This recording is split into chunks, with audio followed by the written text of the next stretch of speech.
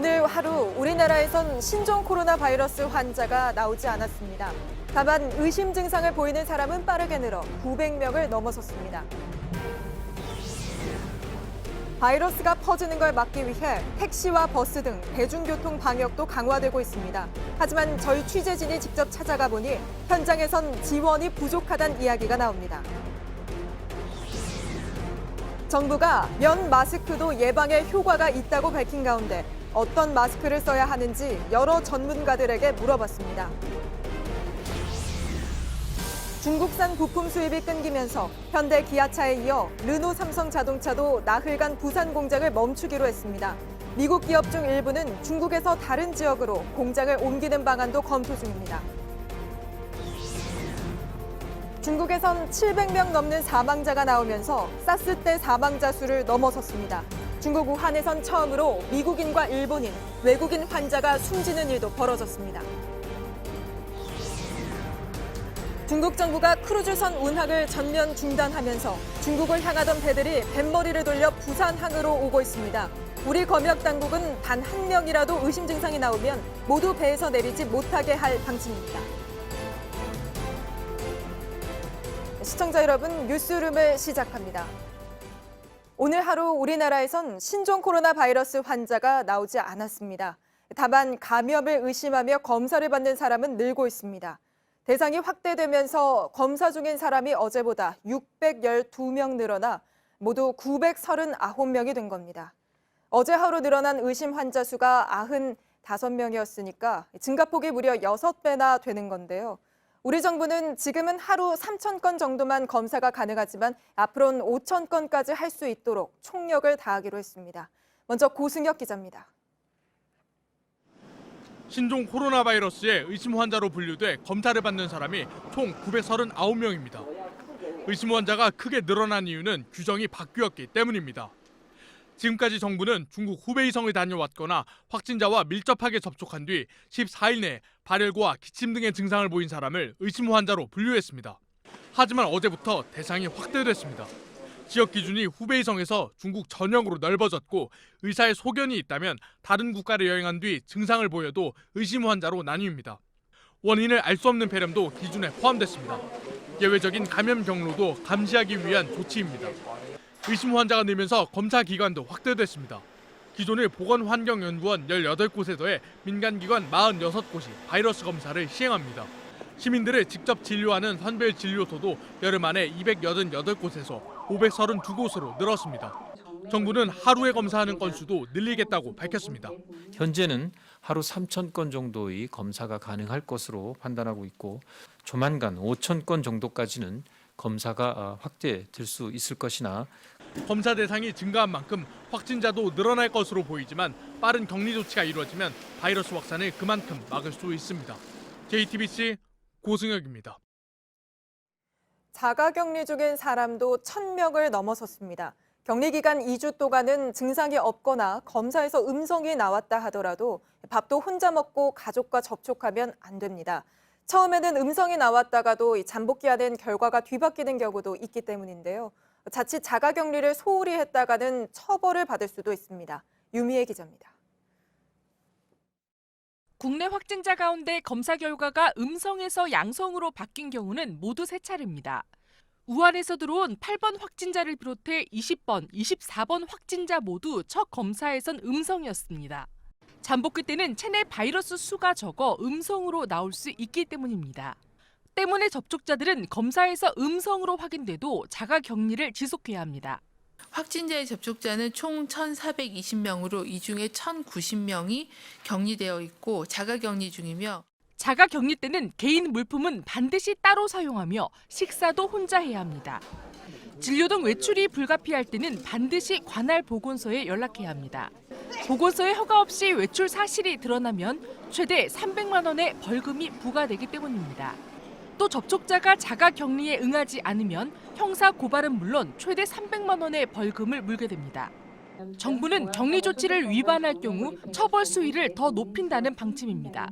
국회에서는 기존 현행 300만 원이던 이 벌금을 1년 이하의 징역 또는 2천만 원 이하의 벌금에 처하도록 변경하는 감염병 예방법 개정안이 발의가 되었습니다.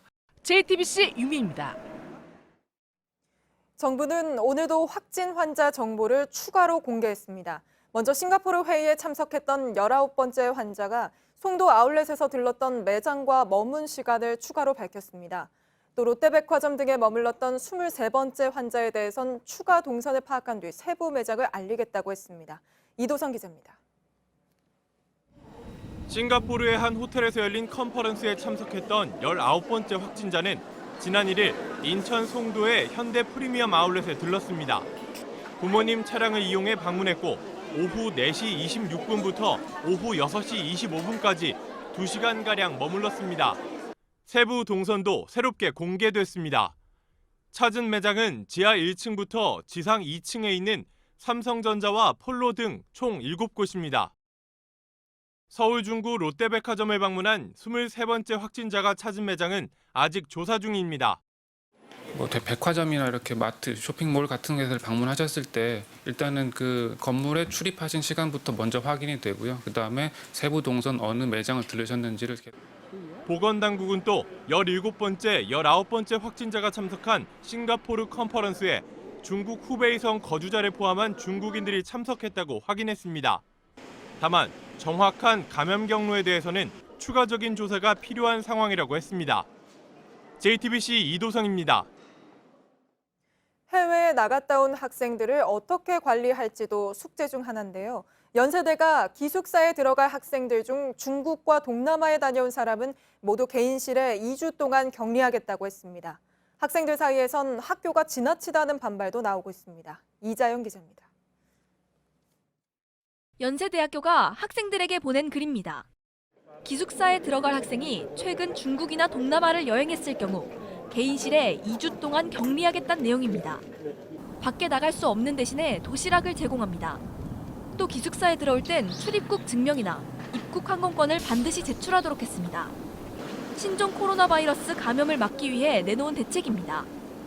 보건당국은 감염자와 접촉했거나 감염이 의심되는 경우 또는 증상이 없어도 중국 후베이성에 다녀온 경우에만 자가격리하도록 정하고 있습니다.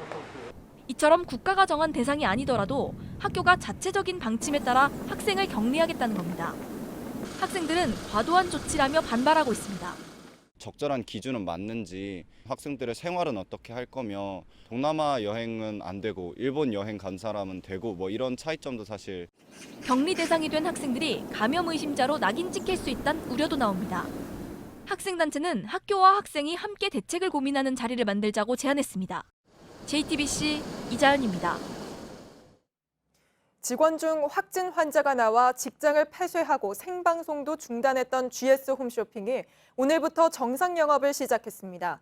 하지만 이 회사에 다녀간 여러 협력사 직원들이 자가격리에 들어가는 등 홈쇼핑 업계 전반에 감염에 대한 우려가 퍼지고 있습니다. 이희정 기자입니다. GS 홈쇼핑은 오늘 오전 6시부터 다시 생방송을 시작했습니다. 6일 오후부터 폐쇄됐던 사옥도 방역 작업을 마치고 출입이 가능해졌습니다. 당장 생방송에 필요한 최소 인력이 근무하고 다음 주 월요일부터 정상화된다는 게 회사 측 설명입니다. 20번째 확진자는 본사 직원이지만 GS 홈쇼핑을 다녀간 협력업체 직원들도 자가격리에 들어갔습니다. 혹시 모를 공간에 같이 이동을 했을까? 출입문 같은데 그 3일 동안 오셨던 협력사들은 20, 30군데 정도 된다고 보시면 돼요. 업계에선 2, 3차 감염을 우려하는 목소리가 나옵니다. 특성상 협력사들 대부분이 GS 홈쇼핑뿐 아니라 다른 홈쇼핑 업체들과도 거래를 많이 하기 때문입니다. 이 때문에 홈쇼핑 업계는 사실상 비상근무 체계로 운영 중입니다. 협력사와 만나는 대신 전화와 이메일로 연락하고 제품 샘플도 퀵서비스로 받는 식입니다. 또 방청객 모집을 멈추고 외부 출연자들은 미리 체온을 재는 등 강력한 예방 조치가 뒤따르고 있습니다. JTBC 이희정입니다. 환자들이 택시나 버스를 탔다는 소식에 손잡이 잡는 것도 걱정된다는 분들 많죠. 그래서 대중교통에도 대대적인 방역이 이루어지고 있는데요. 저희가 현장을 둘러보니 지원이 필요하다는 목소리도 있습니다. 특히 버스의 경우 서울시는 차고지에 들어올 때마다 소독하라고 했지만 매번 하는 건 지키기 어렵다는 얘기도 나옵니다. 김지성 기자입니다. 서울의 한 가스 충전소입니다. 하루에만 택시 4천여 대가 이곳을 찾는데 직원들은 차량을 일일이 다 소독합니다. 방역복을 입은 채 문 손잡이와 뒷좌석, 운전대까지 소독약을 뿌립니다. 서울에서만 하루에 택시 3만여 대가 충전소에서 방역 작업을 거칩니다. 전체 서울 택시의 절반 가까이 됩니다. 지금 불안하지 않냐고 운전하기. 그리고 또 손님들한테 떳떳하고. 하지만 현장에선 지원이 부족하다는 이야기가 나옵니다. 개인 택시 조합이나 택시 회사가 분무기나 소독약 같은 방역 물품을 전부 구입해야 한다는 겁니다. 돈이 상당해. 근데 이번에는 지원이 하나도 없어요. 일부 신종 코로나 바이러스 확진자가 탑승한 것으로 알려진 버스에도 비상이 걸렸습니다. 서울시는 최근 시내버스 회사에 차량이 차고지에 들어올 때마다 방역하라는 지침을 내렸습니다. 하지만 오늘 오후 취재진이 방문한 공영 차고지에서는 소독하는 모습을 찾아볼 수 없었습니다. 오늘은 오전 오후 2번 다 끝났어요. 소독하는 거. 저럴 때마다 그때는 계속 매달리는 건데 힘들죠. 지침과 달리 하루에 2번만 방역 작업을 한다는 겁니다. 배차관객이 5분, 10분 이 정도 간격이면 시간 여유가 없기 때문에 시민들은 불안합니다. 시내버스를 탈 때 손잡이를 잡는 게 걱정이 되고요. 손잡이가 굉장히 불결하게 느껴져서 장갑을 일부러 끼고. 외국인도 많이 이용하는 공항철도는 일주일에 한 번만 하던 방역을 매일 하기로 결정했습니다. JTBC 김지성입니다. 이렇게 시민들 불안은 커지고 있지만 정부는 치명률이 그리 높지 않다고 설명하고 있습니다. 바로 취재 기자와 한 걸음 더 들어가 보겠습니다. 이한주 기자가 나와 있습니다. 자, 이 기자, 오늘 정부 설명은 지나치게 두려워하거나 불안해할 필요는 없다, 이런 거죠? 네, 그렇습니다. 바이러스 확산이 이어지고 있지만 네. 치료가 끝나고 퇴원하는 사람도 늘고 있습니다. 예. 오늘 기준으로 중국에서 완치 판정을 받은 사람은 2,050명입니다. 퇴원자 가운데는 91살의 고령자도 있습니다. 우리나라에서도 이미 2명이 완치돼 퇴원한 사례가 있고 오늘 정부 발표에 따르면 3번과 4번 확진자도 증상이 사라지면서 며칠 내로 퇴원할 예정입니다. 나머지 입원한 환자들의 상태도 안정적으로 알려졌습니다. 예, 그런데 중국에서는 환자들 중에 숨지는 사람들이 많이 늘고 있잖아요. 그럼 왜 그런 겁니까? 네, 초기에 제대로 치료를 받았는지가 중요합니다. 네. 현재 중국 내 대부분의 사망자는 발원지인 우한에서 나오고 있습니다. 이 후베이성 환자들의 경우 치료 시기를 놓쳐서 폐렴이 악화돼서 병이 네. 악화됐습니다. 실제 전체 사망자의 96.4%가 후베이성 출신입니다. 네, 그게 아무래도 지금 우리나라 상황과는 좀 많이 다른 부분 중에 하나일 것 같은데 이렇게 중국 안에서 지역별로 차이가 나는 건 아무래도 초기 대응이 문제였던 거죠? 네, 역시 초기 대응이 문제였습니다. 발병지인 후베이성은 초기에 중국 당국이 정보 통제에 나서면서 네. 방역망 가동이 네. 늦어졌었는데요. 환자 대다수가 단순 감기 증상으로 알고 제대로 치료를 받지 않았다가 병을 키운 겁니다. 네. 여기에 급속히 환자가 늘면서 의료 체계가 무너진 것도 사망자 급증으로 이어지고 있다는 분석이 나옵니다. 예, 다시 우리 보건당국 이야기로 좀 돌아가 보면 오늘 브리핑에서 이 치명률이 낮은 이유를 좀 설명을 했잖아요. 그것도 좀 짚어주시죠. 네, 보건당국은 이 과도한 불안을 없애기 위해서 계속해서 강조하고 있는 말이긴 한데요. 네. 이 질병관리본부는 중국 내에서 발원지인 우한시가 있는 후베이성의 치명률은 3.1%지만 이외 지역은 0.16%로 낮다고 말했습니다. 네. 시간이 갈수록 증상이 가벼운 경증 환자가 늘면서 전체적인 치명률이 줄고 있다는 건데요. 또 현재까지 필리핀에서 중국인 환자가 숨진 것을 빼면 전 세계적으로 중국 밖에서 사망자가 발생했다는 보고도 없습니다. 네, 잘 들었습니다. 이한주 기자였습니다. 정부가 마스크 단속을 강화하면서 공항에선 이런 모습까지 보게 됩니다. 마스크 2만 4천 개가 버려진 채 발견됐고 마스크 수천 개를 몰래 갖고 나가려던 여행객이 적발돼 다 압수당했습니다. 이희령 기자입니다. 지난 6일 공항에서 2,200개가 넘는 마스크를 몰래 가지고 나가려던 여행객이 적발됐습니다. 벌금 80만 원을 물고 마스크는 모두 압수됐습니다.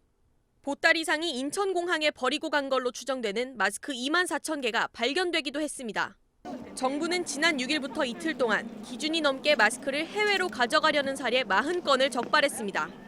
개수로는 6만 5천 개가 넘습니다. 200만 원어치가 넘거나 300개를 넘는 마스크를 가지고 갈 때 신고해야 하는데 그렇지 않은 겁니다.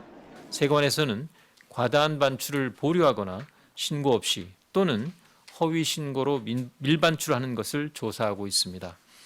정부는 또 마스크 제조 유통업체도 조사했습니다. 지난달 31일부터 8일 동안 마스크 150만 개가 매점 매석 등 불법 행위를 통해 거래된 걸로 나타났습니다. 한편 오늘 오후 NS홈쇼핑이 긴급 편성한 마스크 판매 방송은 서버가 마비되는 등 주문이 폭주해 7분 만에 매진됐습니다. JTBC 이희령입니다. 이렇게 마스크가 귀해지는 가운데 과연 어떤 마스크를 써야 바이러스를 막을 수 있는지도 계속 관심이지요. 어제 정부가 면 마스크만 써도 충분히 예방할 수 있다고 했는데 이상화 기자가 전문가들 이야기를 들어봤습니다. 신종 코로나 바이러스는 침방울, 이른바 비말을 통해 전파됩니다. 입과 코를 덮는 마스크는 바이러스를 막는 역할을 합니다. 그렇다면 어떤 마스크를 써야 할까? 정부는 KF80 이상의 등급이 찍힌 마스크를 권장해왔습니다. 그런데 어제 일반적인 마스크를 착용해도 된다고 했습니다. 그 일반인에 있어서 면 마스크 사용도 충분히 그 감염을 예방할 수 있다고 말씀드릴 수 있겠습니다. 전문가 의견은 다양합니다. 원칙적으로 일회용이 제일 좋다예요. 없으면 차선책으로 천 마스크도 쓸 수 있지만 그거의 한계에 대해서 분명히 알고 써야 된다는 얘기죠. 자주 빨지 않으면 얘가 오염되어 있는 문제가 있어요. 일반 사회생활할 때 마스크가 필요한 건 아니고요. 감염자와 밀접 접촉을 하게 될 수 있는 가능성이 있을까 봐 때문에 마스크를 쓴다면은 일반적인 마스크로도 충분히. 마스크 착용에 대해 더 명확하고 강화된 규정을 내야 한다는 목소리도 나옵니다. 대한의사협회는 조만간 이에 대한 입장을 정리해내기로 했습니다. 해외에서도 현재 의견이 분분합니다. 국내 상황에 맞는 마스크 사용 권고안을 지속적으로 말씀드릴 예정입니다. 어떻게 마스크를 쓰느냐도 중요합니다. 쓰고 벗는 과정에서 오히려 바이러스를 묻힐 수 있습니다. 손은 씻지 않고 착용하고 면 부분에 손을 대는 게 가장 큰 실수입니다. 벗을 때도 끈을 잡고 벗겨야 합니다. JTBC 이상화입니다. 이번 사태로 자동차 생산을 멈추는 기업도 늘어나고 있습니다. 중국에서 들어오는 부품이 부족해서인데 현대차와 쌍용차 공장에 이어 부산 르노 삼성 자동차 공장도 11일부터 가동을 중단하기로 했습니다.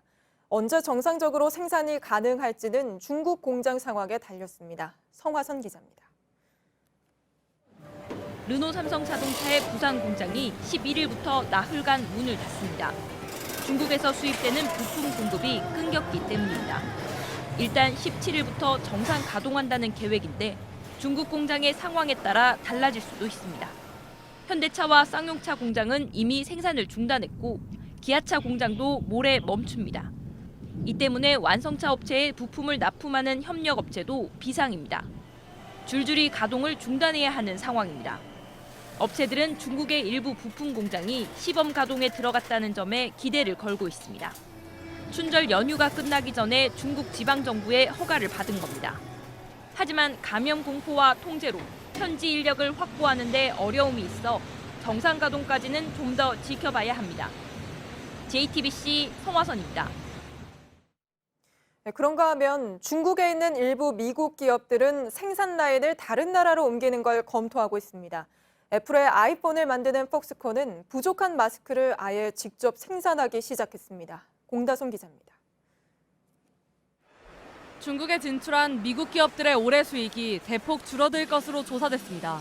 미국 상공회의소가 기업 127개를 조사한 결과 4분의 1가량이 신종 코로나 바이러스 때문에 올 한 해 수익이 최소 16% 감소할 것이라고 답했습니다. 이 때문에 사업체나 생산 라인을 인도 등 중국 밖으로 옮기는 방안을 고심하는 기업도 있는 것으로 나타났습니다. 마스크가 부족해지면서 자구책을 찾는 기업도 등장했습니다. 아이폰을 위탁 생산하는 대만 폭스콘은 지난 5일부터 마스크 생산에 들어갔습니다. 스마트폰 등을 만드는 IT 제조업체가 의료용 마스크 제조 라인을 만든 겁니다. 폭스콘은 이달 말까지 하루 생산량을 200만 개까지 늘릴 계획입니다. 폭스콘은 마스크를 직원들에게 배급하는 용도로 생산할 예정이지만 수출하는 방안도 검토 중이라고 밝혔습니다. JTBC 공다솜입니다.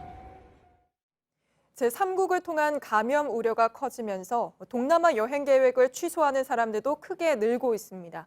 그러면서 소비자와 여행사 사이에 다시 위약금 분쟁이 벌어지고 있는데요. 소비자는 물론 여행 업계에서도 정부가 명확한 기준을 만들어달라고 한 목소리를 내고 있습니다. 이세누리 기자입니다. 지난해 12월 가족여행을 위해 대만행 항공권을 산 김은영 씨는 이러지도 저러지도 못하고 있습니다. 여행을 갔다 온 거를 학교에 얘기를 하라고 하더라고요. 얘기를 하면 아무래도 이제 권장을 하겠죠. 저는 이제 직장을 다녀야 되고 아이는 또 이제 학원이나 학교를 가지 못하니까 이제 집에서 또 누가 케어를 할 사람도 없고. 그러나 취소 수수료가 45만 원, 항공권 가격의 60%입니다. 베트남 확진자가 나온 야짱행 항공권을 예매한 김지영 씨도 고민이 깊습니다.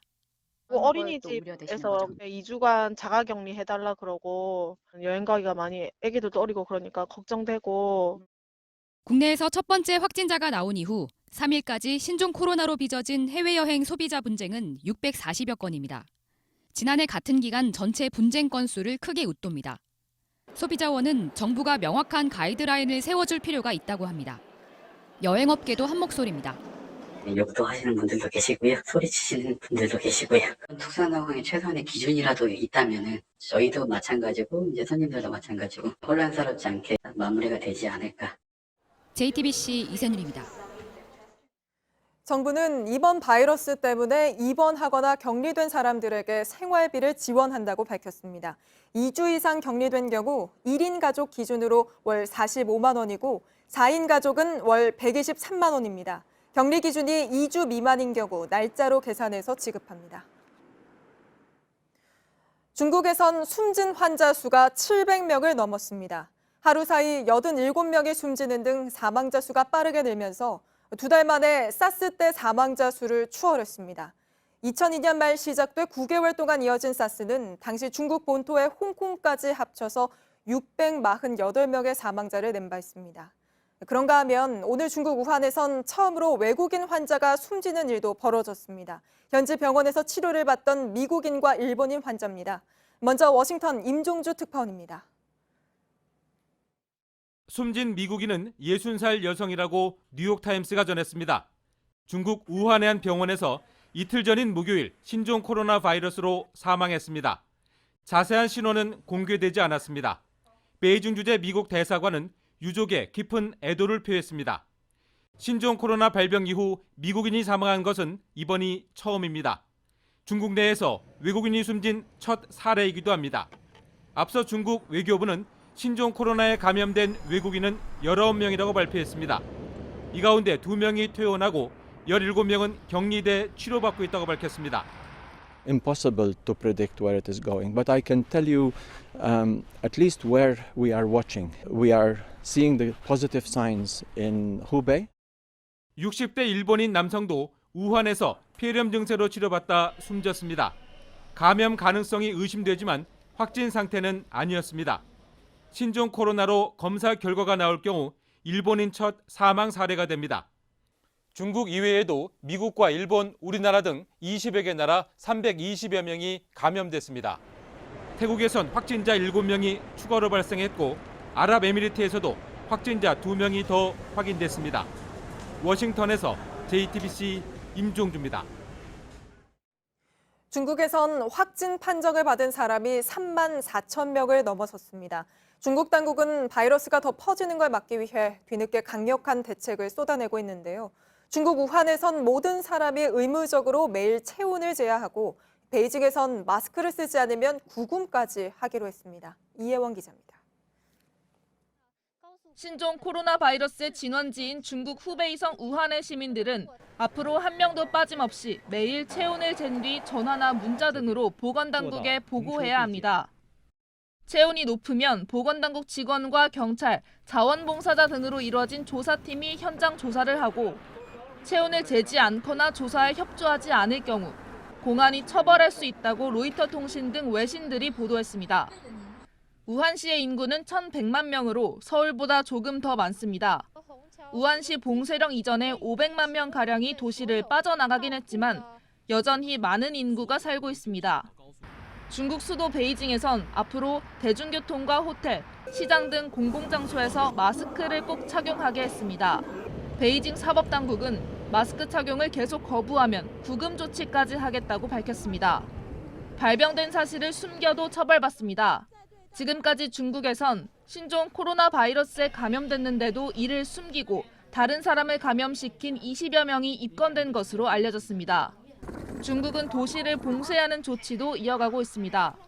이미 후베이성 외에 전국 14개 성시가 봉쇄됐고 광둥성 등 일부 지역의 아파트는 주민 출입을 엄격히 관리하는 등 사람 간 접촉을 최소화하기로 했습니다.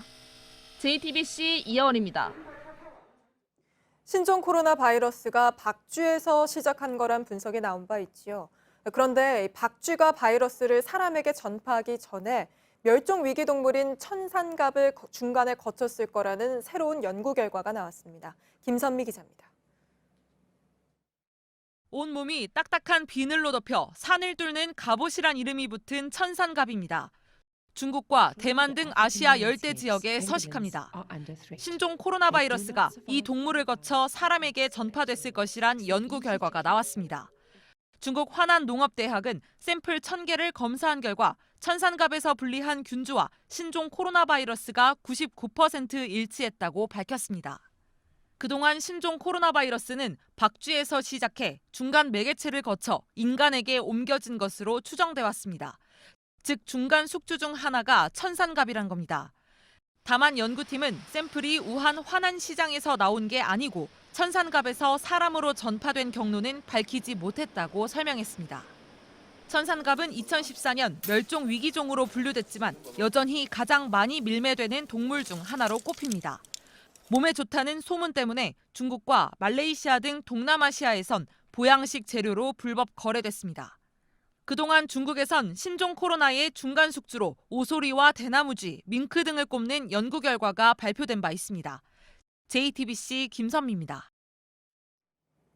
신종 코로나 바이러스 감염자가 집단으로 발생한 일본 크루즈선에선 오늘 추가로 확진자 3명이 나왔습니다. 이제 확진자는 모두 64명으로 늘어난 건데요. 이 배에 타고 있는 한국인 중 감염자는 아직 없는 걸로 전해졌습니다. 그리고 저희가 인터뷰했던 미국인 승객은 실제 선내 첫 감염자 발생 통보 직후 48시간 동안 초기 대응이 부실했다고 지적했습니다. 정지훈 기자입니다. 일본 크루즈선 내 감염자가 오늘 추가로 3명 또 늘었습니다. 확진자가 5일과 6일에 각각 10명씩 나오더니 7일엔 41명이 한꺼번에 확인됐습니다. 전체 감염자 수는 총 64명으로 치솟았습니다. 이 배의 최초 감염자는 지난달 25일 홍콩에서 내린 80대 남성으로 지난 2일 확진 판정을 받았습니다. 이 배에 타고 있는 미국인 작가 게이 코터는 홍콩인 남성의 확진 판정 소식이 알려진 직후 48시간은 무방비 상태였다고 말합니다. Touch the utensils in the buffet lines, that kind of thing. They take away the salt and pepper shakers. They did none of that for at least 48 hours.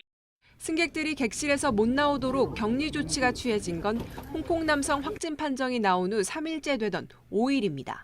They let us, go to the theater and mingle and have pretty darn close contact, dining rooms and everything else. 일본 정부가 초기 대응 실패에 이어 사태 축소에만 급급하다는 지적도 나옵니다. 세계보건기구 WHO는 크루즈 감염자들을 일본이 아닌 기타 지역 감염자로 분류했는데 일본 후생노동성이 WHO에 일본 도착 전 감염됐기 때문이라는 이유를 댄 겁니다. 이런 가운데 크루즈선에 탑승해 있는 한국인은 승객 9명뿐만이 아니라 승무원 5명을 포함해 총 14명인 것으로 확인됐습니다. 한국인 탑승객 중엔 아직 감염자는 없는 걸로 알려졌습니다. JTBC 정재윤입니다. 이번 사태로 중국 정부가 크루즈선 운항을 전면 중단하면서 중국으로 가던 배들이 뱃머리를 돌려 부산항으로 향하고 있습니다.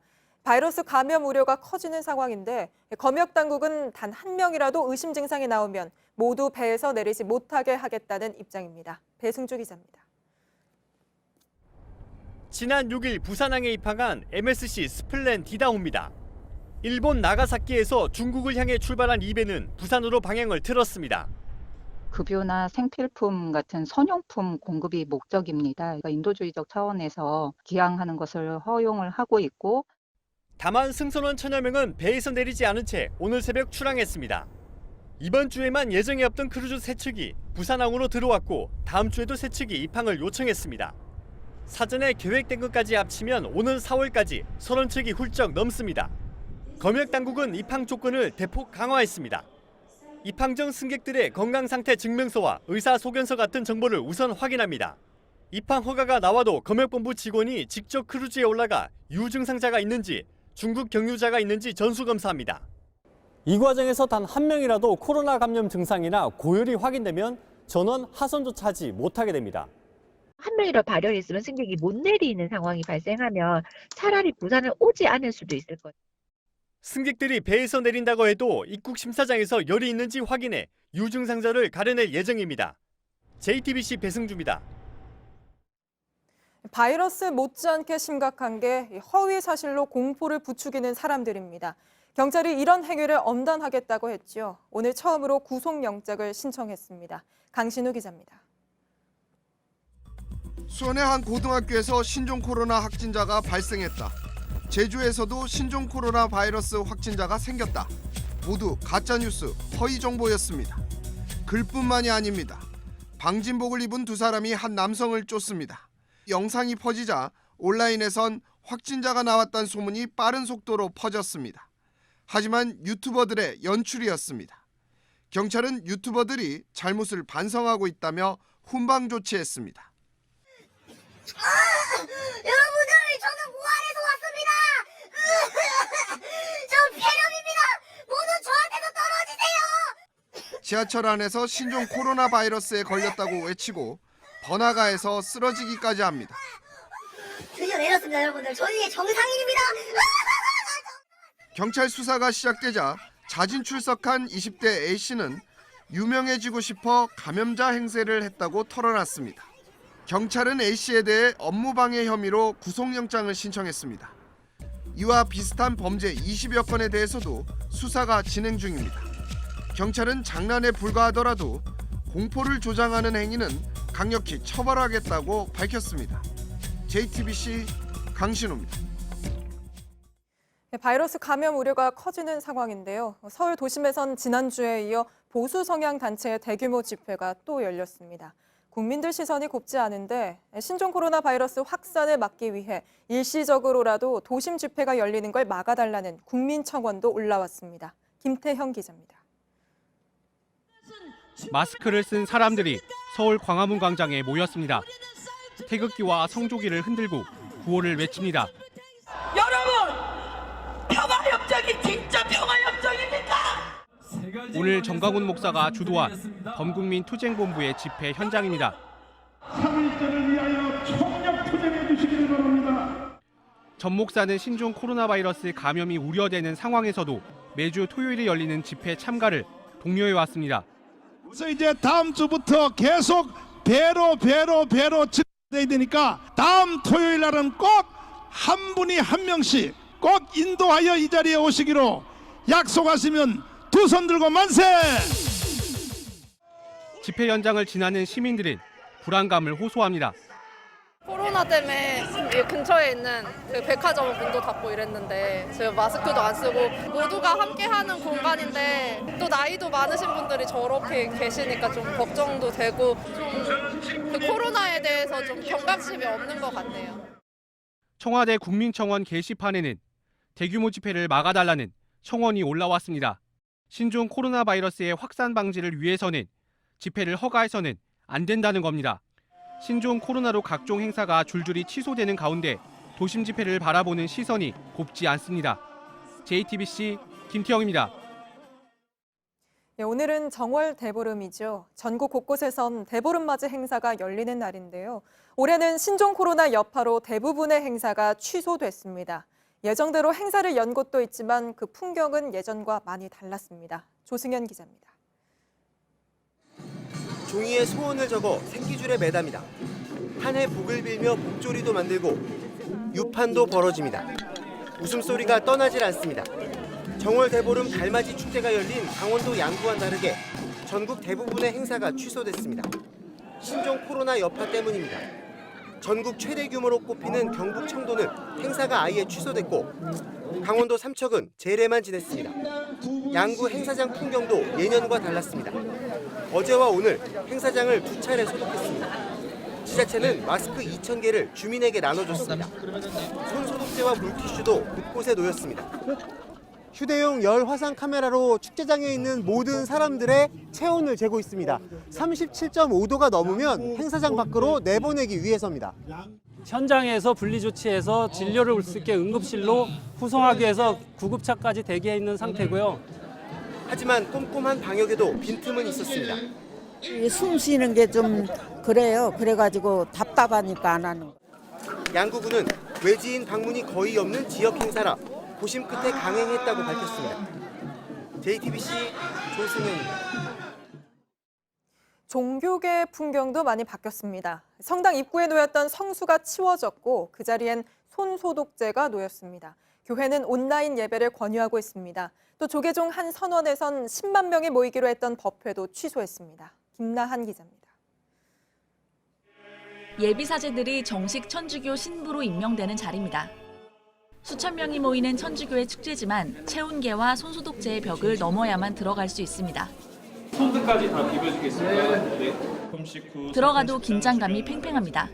평화의 인사를 나누실 때 악수 대신 목 내놓아 해주시길 바랍니다.